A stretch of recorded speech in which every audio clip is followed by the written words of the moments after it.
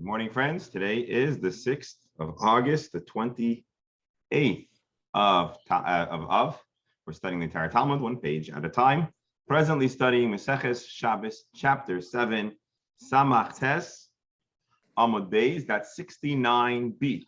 We're almost going to be 70 pages into the Talmud, into Maseches Shabbat. And today, because it's Friday and I'm going to be, God willing, doing some of the care packages that are going out, and I want to thank again Dr. Pasternak and his wife, who are sponsoring actually next week's care packages, Lili Nishmas' father, who we marked the yahrzeit recently. And today there's an anonymous sponsor. But the main thing is that today we're going to have hopefully a very interesting and informative and somewhat shorter than usual session. So I want to thank you for being here today. And yes, we are recording for those that will be absent. So as you recall, yesterday and the day before was a little bit of a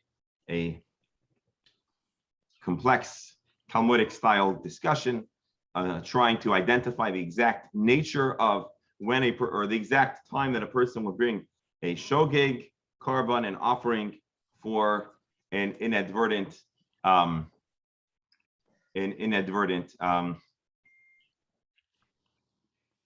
sin, and we wanted to define what is considered an inadvertent sin. And of course, this is all introduced because of the Mishnah, which discusses how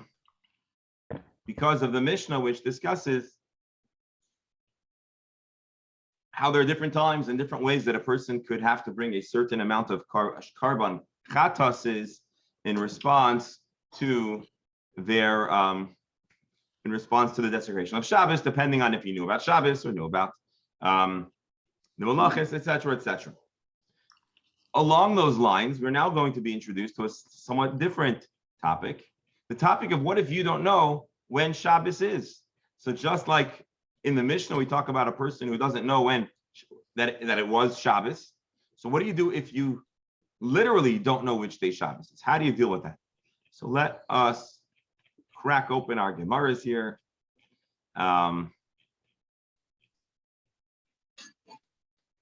Let's do this together. Amar Rav Huna taught. What happens if a person is traveling on the way? He's in a desert. Shabbos, and he doesn't know when Shabbos is. Could it happen? It happens. Sometimes people say, "Oh, I can't even remember which day it is." And if you travel long enough, and if you're by yourself and you're not keeping a log, or if you're on a deserted island or whatever, it could happen. Now, what do? You're a Shabbos observant Jew. You certainly don't want to desecrate Shabbos.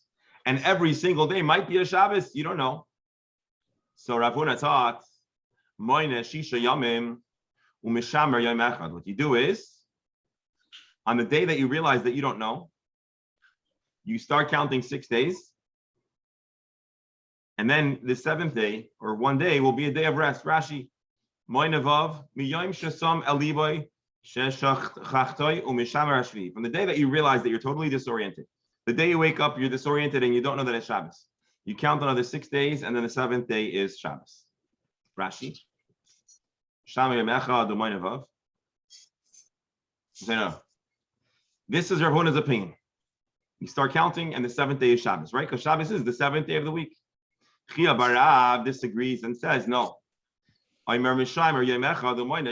day that you notice that you're disoriented and you're totally not sure which day is Shabbos, let that day, or as we'll see, maybe the very next day, like Rashi says. So let's say today you say, "Oh my goodness, what's today?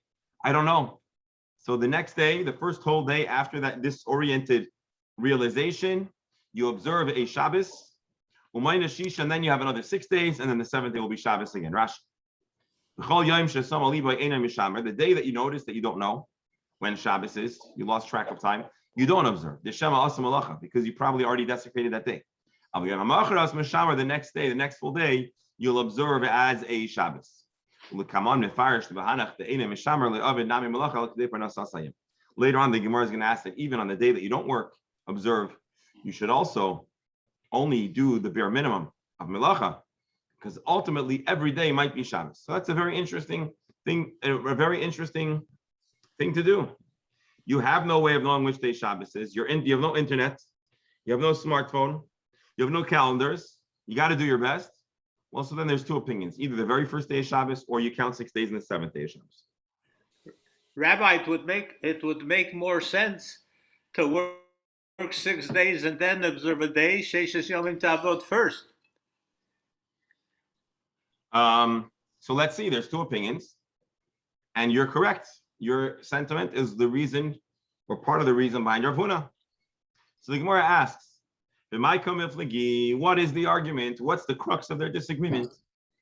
Mar Savar, Reb Beryl holds, and Rav Huna holds. Our Shabbos observance. It's as if you woke up in a new universe and you have to now establish Shabbos to the best of your ability. So you follow the pattern of creation, what is the pattern of creation, Reb Beryl? 6 days. 6 days. And then the seventh day is the day of rest. Umar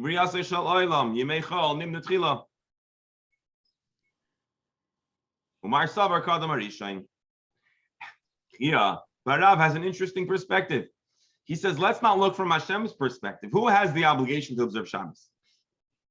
Mankind or Jewish people. Well, then they should be more reflective of Adam Arishan. Adam Arishan woke up on the 6th day. That wasn't Shabbos, but the very next day was Shabbos, and then he had 6 days. So it all depends on if we're following the Adam Harishain paradigm or the pattern of creation. Very interesting. There we have it. Rabbi, Yes. what happens if he celebrates his Shabbos that he thinks is Shabbos? Yeah. I mean, he counts his 6 days, and he gets home the next day, Okay. and it's Saturday. So what's your question? Does he do 2 Shabboses? Certainly. Once he finds out when Shabbos is, he has to go back to the real Shabbos. But So that week he does 2 Shabboses. Yeah. Well, let's see. We're not done. We're not really done yet with figuring out what to do. Mason, challenge. The other thing, if he got home on and it was his Shabbos, but it was really Friday. No, I guess he wouldn't get home on Shabbos. Mm-hmm. Mason. Now he goes to the real Shabbos. Yeah. A Bryce that says as follows: if you are traveling and you don't know when Shabbos is, Mishamer Yoimecha L'Shisha, you observe 1 day of 6. This is an obscure language. Mishamer Yoim Echad L'Shisha. You observe 1 day of Shabbos for 6 weekdays. My love, doesn't this indicate? Moina Shisha Mishamer Yom Echad. Doesn't this prove Rav Huna's point? Moina Shisha Mishamer Yom Echad. Mishamer Yom Echad L'Shisha. That after 6 goes 1 day. Lo Mishamer Yom Echad or Moina Shisha. So basically, this text is inconclusive of the exact structure. It could be read according to both opinions. Reb Beryl, you want to take it a step further? The Ben Yehuda explains that our Gemara has 2 opinions, and one opinion says we follow Hashem's creation, and the other follows Adam Harishan's experience. And the Ben Yehuda says, you know what I think the argument really is? About Shamar v'Zachar.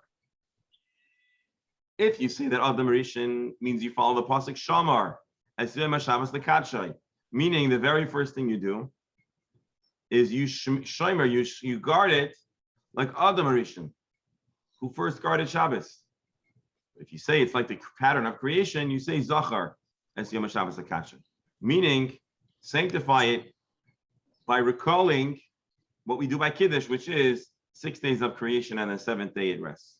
So Adam Harishan might have been the first person to guard Shabbos, but Zachar would mean that we'd be recalling the pattern of how creation was. So anyways, an interesting way that he connects it to the words Shamar and Zachar. Let's continue in the Gemara. Ihachi. So the Gemara is not done. So each opinion tried to read it in their way. The Gemara says, Ihachi mishamer yemecha l'shisha. If it really means that you should first observe Shabbos and then count 6 days, it would have been written differently. It would have been written mishamer yemecha l'umayna shisha. It should have said mishamer yemecha l'umayna shisha. You first guard 1 day and then you count 6. But Tanya, we also have a brisa which is going to be hopefully prove the opinion of Rav Huna. Person, another Bryce, is traveling in the desert. It doesn't know when Shabbos is. Count 6 days. Then only then observe Shabbos. The Gemara now says these famous words, Tiyufta, Davichia, Barab, Tiyufta. This is conclusive in its rejection of the viewpoint of Rabbi Chia. And based on this Gemara, it should be clear, it seems to be clear, that if you don't know when Shabbos is, you count 6 days and only then do you observe Shabbos. Not to jump the gun, but let's take a look at the Code of Jewish Law now, even though the Gemara is not done and we're going to get some spoiler alerts. If you're traveling in the desert, says the Code of Jewish Law, you don't know when Shabbos is.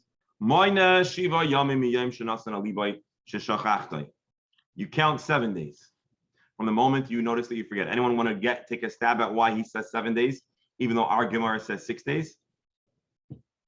Based on what I explained to you in Rashi? Because the first day doesn't count. So you count 6 days after the first day. Says the Shulchan Aruch. And then you sanctify the 7th day. B'kiddush, you make kiddush v'avdallah. You really treat it like Shabbos. And if he has food and sustenance, he can't do any malacha until he runs out of all of his supplies. Then you can do a little bit of work. You can do a little bit of work, just the amount that it takes to sustain yourself. And you're allowed to travel, even though there's usually an issue of time. So basically, and we're going to see the source to all of those halachas a little later on, but there you have it. Rava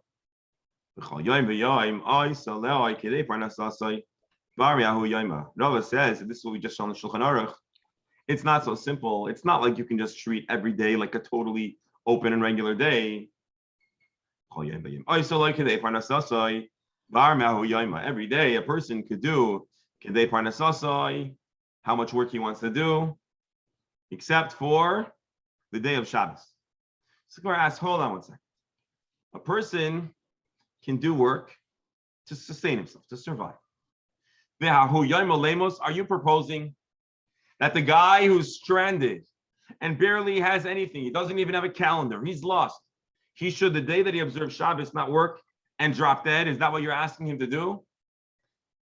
So Gemara says, no, the Avid may ask Moshe Parnasais. He should really work the day before and put aside 2, I don't know, what is he eating in the desert? 2 sandwiches, I don't know. So the Gemara says, Vidilma may ask Moshe Shabbos Havai, but maybe the day prior was really Shabbos, and now he's working unnecessarily for 2 days. Ella, what should he really do, says Rava? Every day he should work to sustain himself. Even the day that is declared Shabbos. So the Gemara says, if that's the case, that every day the person is making sure to preserve and sustain himself, what makes the day that he declares Shabbos any different than any other day? So the Gemara answers, B'kiddusha v'avdalta. He should make kiddush and havdalah. Does he have wine? Probably not. Does he have challah? Who knows? But at the very least, he should recite kiddush and havdalah. Rashi. B'kiddush v'avdalta lizikarein ba'alma. This is not legit havdalah and kiddush. This is just so that he should have in his system the notion of Shabbos. He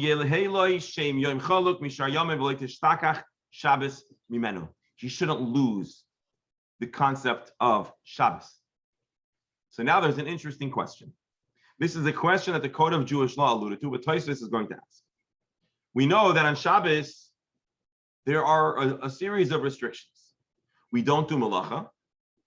We actually saw this yesterday. There's also such a thing as Tchum Shabbos, that you have to remain within city limits. Now, what does this person that's lost do? And ostensibly, he wants to get home. So let's see Tosfos. Although we're saying that he should limit his malacha until he finds out when Shabbos is, traveling, yachal kol mashig yirtza. He should wander and journey as much as he wants. Rak b'yom shemishamer.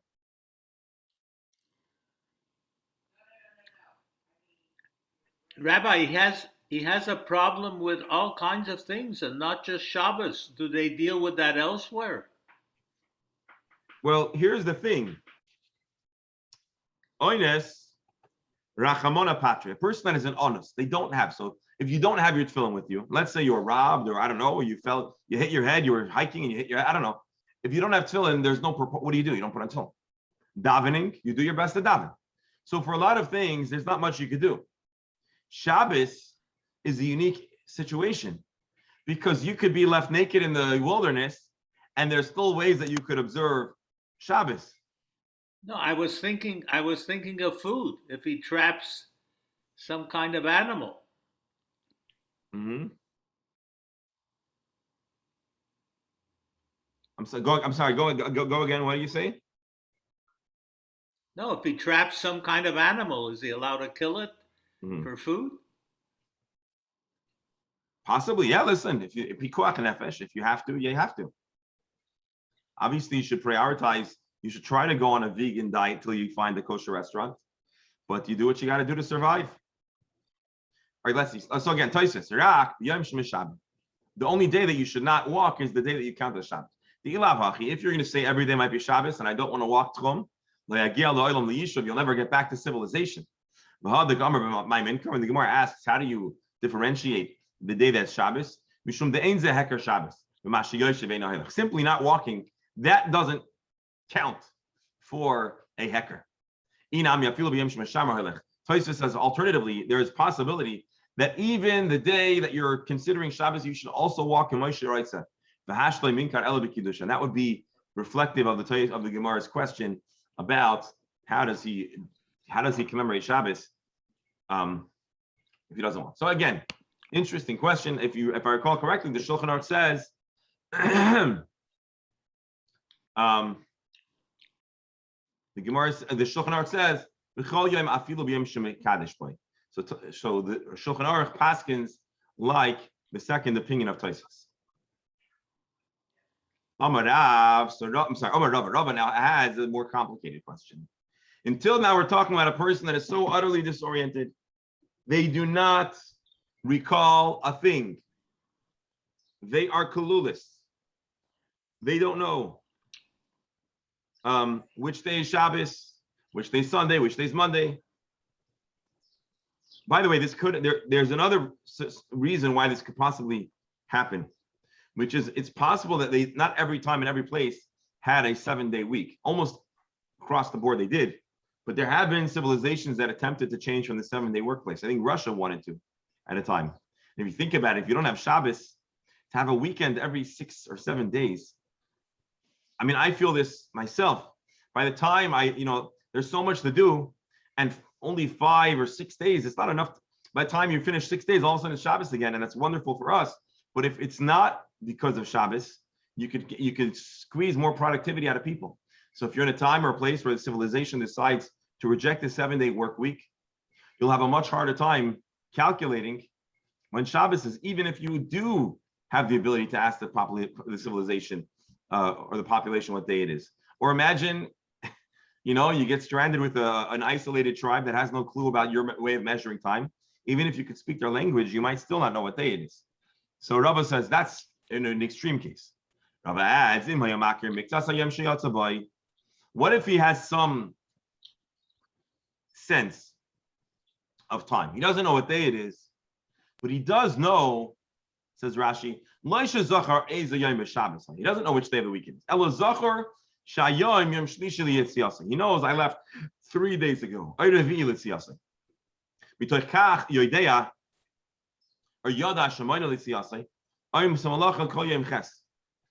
He can be certain that he didn't leave on the trip on Shabbos.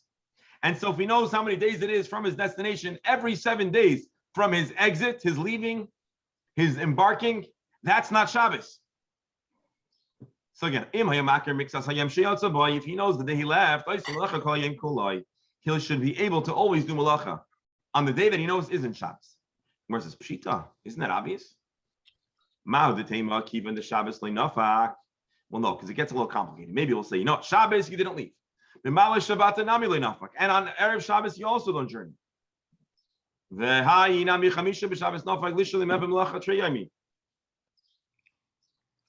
now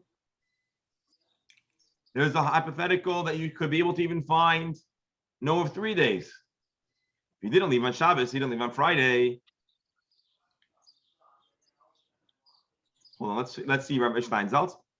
Even if he left on Thursday, he should be allowed to perform labor for 2 days, the 8th day and the 9th day of his departure, which are those 2 days. Okay.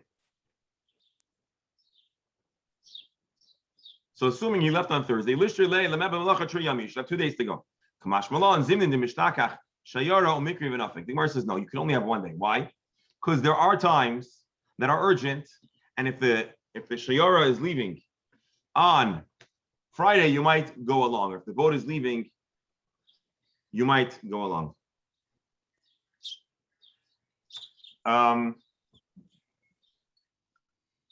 I could very well understand what's going on here with a person who's lost in the desert and can't keep time of the dates, because when it's so hot there in the desert during the day that you want to shed all the baggage that you've got.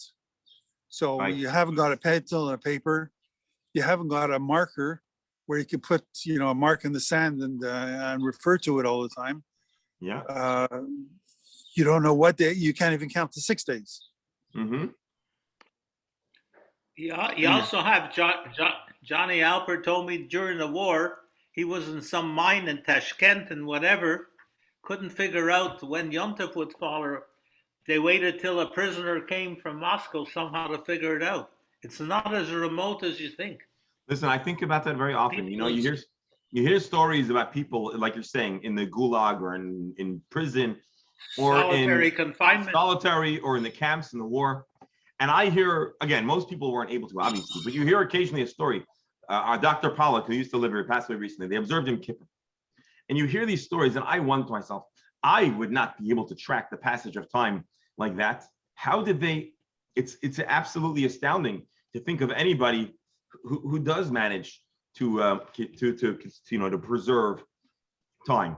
And it's really an incredible achievement for someone to do that. And whenever I hear such a story, I'm full of admiration and wonder. So Reb Alan Shkoyach for sharing that, and Reb Beryl, certainly an important thing to consider.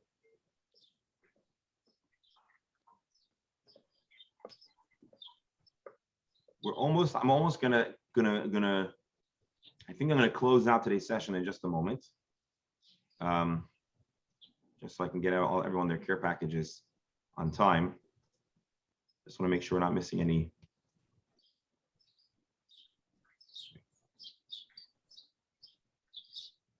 Let's just take one more look at the Rambam. Let's read the Rambam's version of the Psak. You're traveling in the desert, you don't know when Shabbos is. You count 6 days from the day that you observe your mistake. You observe Shabbos, you make Kiddush on Abdullah. Every day, even this day, that he's making Kiddush. He's allowed to do malacha to preserve his life. Again, exactly what we read in the Gemara. You can't do more than what you need to sustain yourself. So every day might be Shabbos. So you're only allowed to do the extent of what you're able to do. If he knows that it's 5 or 8 days from when he left,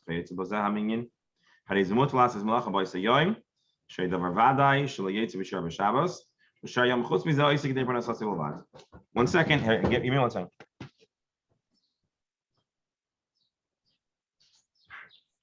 Hey, come on.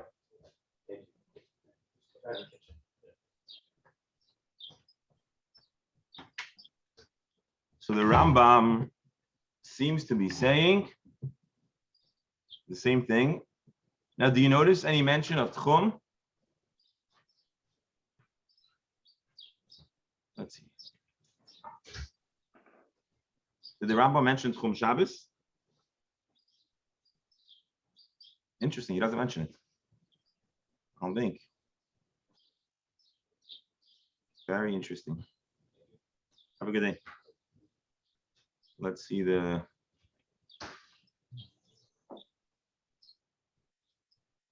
Interesting. Okay, the commentary here, they point out.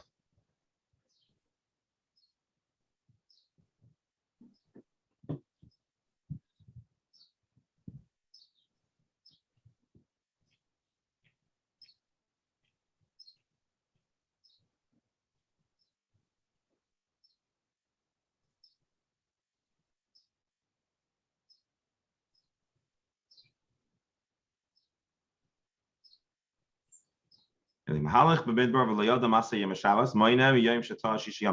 interesting. The Rambam doesn't say like the Shulchan Aruch says you count 7 days. He doesn't point out, like I think Rashi points out, that the first day doesn't count. He just says you count 6 days. The 7th day is Shabbos. So the Ravid, who famously dissents many times and calls out what he understands as inaccuracies in the Rambam. As you know, there's different opinions in how to interpret the Gemara.